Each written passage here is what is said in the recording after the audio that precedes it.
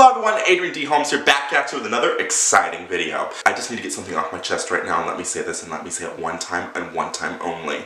If I hear YouTube is dead one more time, just please, I beg of thee, stop saying that, okay? YouTube is not dead. We're still here. You're watching this video, so if you're watching this video, obviously YouTube is not dead. And if you're freaking out over some monetization rules, okay, I understand that, but if you think it through, life still goes on.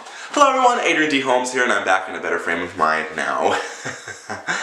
I know in the past 48 hours, big changes have come to YouTube, and some of those changes just have not flown very well with a lot of people. I mean, I am looking all over social media right now, and this is what I see. People be acting like,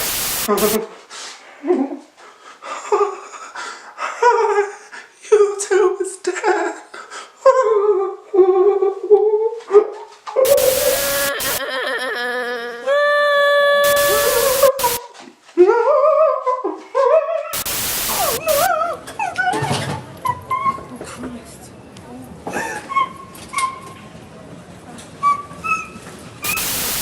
Calm down. That stupid Logan Paul making it difficult for all of us other vanity seekers.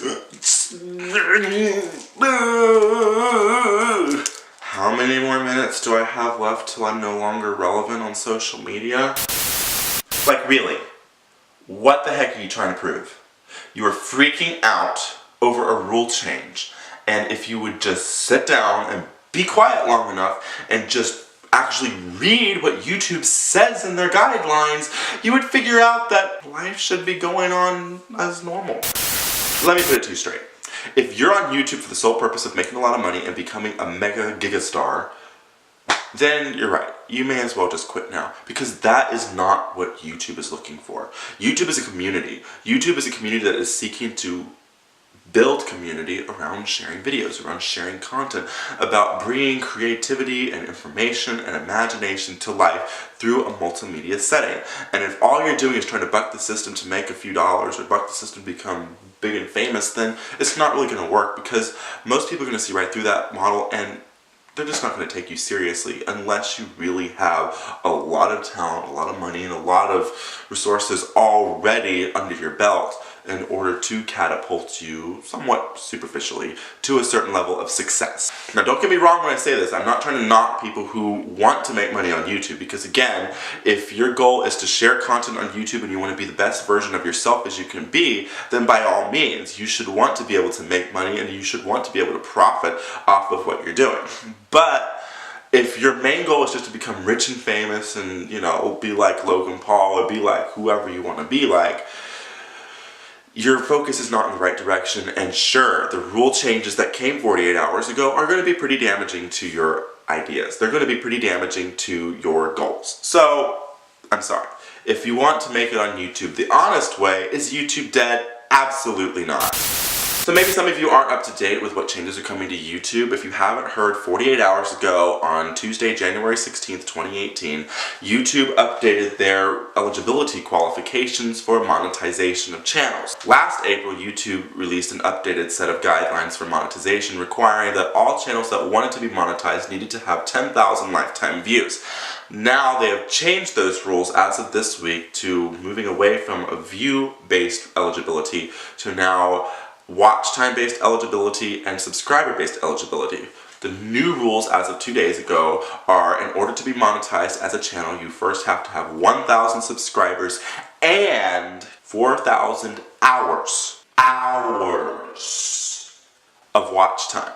Not gonna lie, at the onset, many small YouTubers were devastated by this news. I mean, I was on social media, I saw so many people who were heartbroken over the fact that YouTube was pretty much stripping away something that they had been working so long to achieve already. And I feel your pain. If you're in that position right now, I understand how you feel. Because if you've watched some of my previous videos, such as my 10,000 view goal for last year, or what I'm doing differently this year in 2018, I'll have the links for those videos in the description box below and up here in the side cards. If you've watched my previous videos, you'll know that one of my goals was to achieve the 10,000 view threshold for monetization by March 31st of this year, and then to have 1,000 subscribers hopefully by the end of this year. So my focus has never really been on subscribers. They've really been focused on the views, because I know with more views come more subscribers, especially if your content is good. Now I understand some genres, if you will, or some categories of videos don't necessarily lend themselves to large subscriber counts because of the nature of the video, but then again, if your content's really good and you try to network with a lot of other content makers within your field, then you can probably gain some subscribers from that industry that you're working in. But anyway, that's another story for another video another day. My goal has never been to really push for subscribers. My goal has been to push for views because of the monetization rules. And really, at the end of the day, if you have 1 million subscribers but only half of them watch your content, then you have 500,000 subscribers who really aren't that engaged with what you're doing. All they're doing is either watching you, or maybe they're not even active, or they could even be spam accounts. So subscribers at the end of the day are really not, they're not that essential to your success on YouTube. With YouTube's new changes, I kind of have to say that after having 48 hours to sit down, really think about it, reassess my values, reassess my goals, and reassess my battle plan from here on out, I realize where YouTube is coming from. There are a lot of bad players on YouTube, and I have had several bad players hit my account in the past. There are a lot of spam accounts, and there are a lot of people that are trying to just buy their way or spam their way or sub their way up to superstardom, and that just does not work on YouTube, especially when a lot of these hack accounts are really just putting subpar or just terrible quality videos to try to just cheat their way through the system. And advertisers are becoming more and more conscientious of where their advertising dollars go, because they want to represent their brands well, and rightfully so. Because bear in mind, a lot of these companies that are advertisers, these are traditional companies that have been around for decades, and some of the companies have even been around for over a century. So these companies have spent years developing their brand. They have spent years building up their capital that they can reinvest in their own brand to advertise to the world. I would say that probably 90% of content makers on YouTube are honest people who genuinely make content that they feel is really good and that they feel is acceptable of monetization, and that's perfectly fine.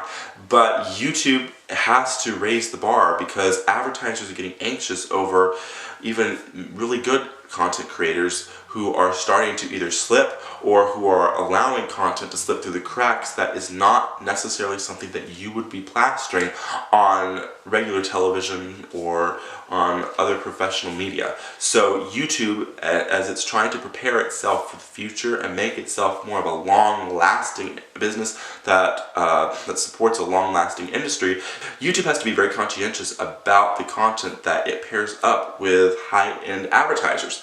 So even though it may seem a little offensive to a lot of small YouTubers, because small YouTubers feel like, oh, YouTube is killing the vibe, YouTube is killing the very thing that made it popular in the first place. Again, I get that, but is it really? I mean, at the very beginning of time with YouTube, YouTube didn't pay you money. YouTube was just a site where you could upload videos, and if you went viral, you went viral, and maybe you had opportunities outside of YouTube, but YouTube didn't really pay you. It wasn't until a few years after it was established that the whole monetization and brand deals started happening, and then just a few years ago, they opened it up to everyone who made it over a certain threshold of views to be monetized. So, you know, it's kind of a love-hate relationship, I understand, but you kind of have to keep an open mind. And trust me, I have looked at my channel, I have looked at the content I've done, I've looked at the content that I'm planning, and I'm pretty confident in knowing that I should still be able to be monetized by the end of this year.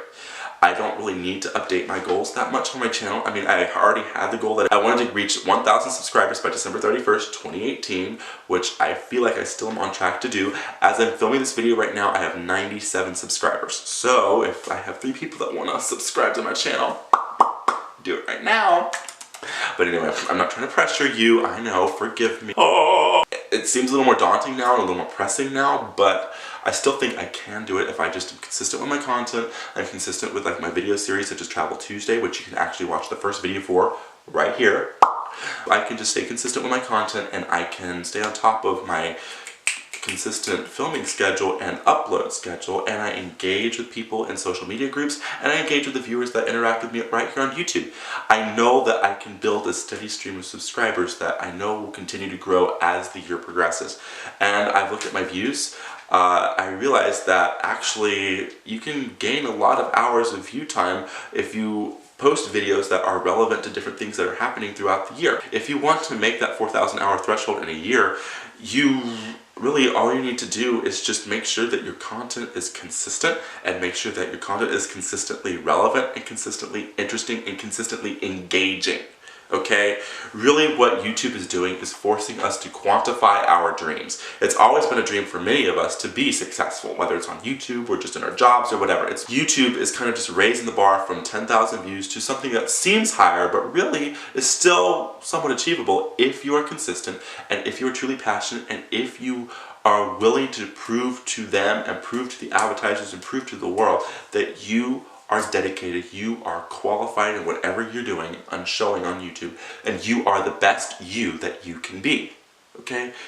What YouTube is doing is just causing us to quantify our dreams. And I'm going to do another video soon about quantifying our dreams. I was going to do that a few weeks ago, but I just wasn't able to do it. But what we have to do right now is quantify our dreams. We have to take the numbers as they are, take those levels as they are, and we have to come up with a timely, practical, and feasible plan to achieve those goals. And once we achieve those goals, several more goals will kind of grow out of that, and more goals will grow out of that, until we find ourselves hitting that snowball effect, and we're just going to be growing and growing and growing in ways that we can't even imagine. If you like what you've seen here, I encourage you to like this video, subscribe to my channel, and check out my website at adriandhomes.com, where I'm going to share a lot more information on my blog that I won't share here on YouTube, because it's just a lot of information that I want to get off my chest that I feel like some of you will probably enjoy reading as opposed to listening to, because it's just easier to process when your eyes see it. So anyway, thank you so much for watching this video. Until next time, this is Adrian D. Holmes telling you to have a wonderful day, wonderful night, and I look forward to seeing you next time. Bye!